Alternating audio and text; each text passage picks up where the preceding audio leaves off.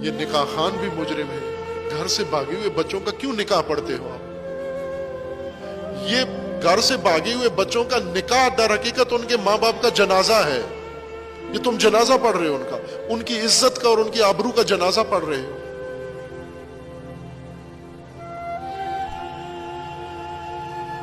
اتنے مفتی اندھے ہو گئے ہیں کہ دو پیسوں کے لالچ میں آ کر یہ والدین کی عزت سے کھیلنا شروع ہو گئی.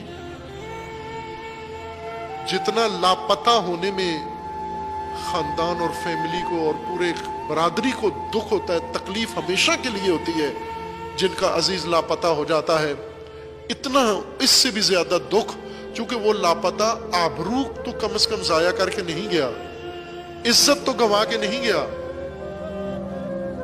بے گناہ ہے، وہ لاپتہ ہو گیا ہے. اس سے زیادہ تکلیف ان والدین کو اور اس خاندان کو پہنچتی ہے جن کے بچے کو یہ سوسائٹی تحفظ دے کے اور خاندان کی عزت گرانے کے لیے ان کو باہر نکال دیتے ہیں. یہ خاندان جیتے جی مر جاتا ہے، واقعا مر جاتا ہے یہ خاندان. یہ ظلم نہ کرے ان کے اوپر، تکلیف ہوتی ہے ان خاندان کو اور ان کی بد دعا لگتی ہے. ایک پولیس افسر میرے پاس آئے، انہوں نے اپنی کیفیت بتائی کہ میرے ساتھ یہ ہوا ہے، میری زوجہ کو یہ ہوا ہے، میری بہو ایسے ہو گئی، میرا بیٹا ایسا ہو گیا، میرے ساتھ یہ ہوا، فلاں ہوا، تو میرے لیے کوئی تعویذ دیں. تو میں نے کہا کہ پہلے یہ دیکھ کہ یہ ہوا کیوں ہے. تو نے کسی مظلوم، کسی کا دل توڑا ہے اور شدید دل توڑا ہے، کسی خاندان کو داغدار کیا ہے، کسی کی آہ تجھے لگی ہے، اور خدا ان دل شکستہ لوگوں کی آہ سنتا ہے. اور یہ والدین جن کی بچوں کے ذریعے آپ بے عزتی کراتے ہو، ان کی آہ نکلتی ہے، جج کو بھی لگ سکتی ہے، پولیس کو بھی لگ سکتی ہے، نکاح خان مفتی کو بھی لگ سکتی ہے.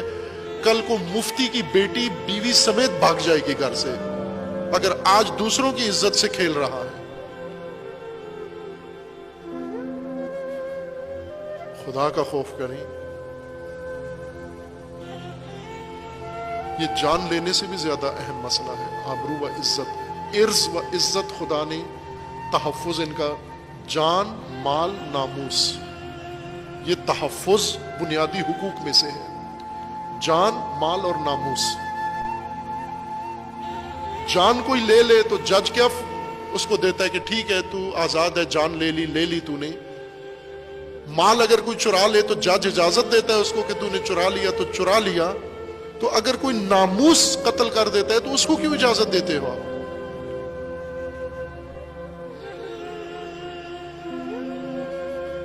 یہ بہت افسوسناک واقعہ ہے. اور خداوند تعالیٰ ان مومنین جن کے گھروں میں جوان اولاد ہے، سب کی اللہ اولاد کو بھی محفوظ فرمائے اور ان کی ناموس و عزت کو بھی اللہ محفوظ فرمائے. اس طرح خدا بچوں کے ہاتھوں والدین کو ذلیل ہونے کا موقع نہ دے. یہ موت ہے والدین کی.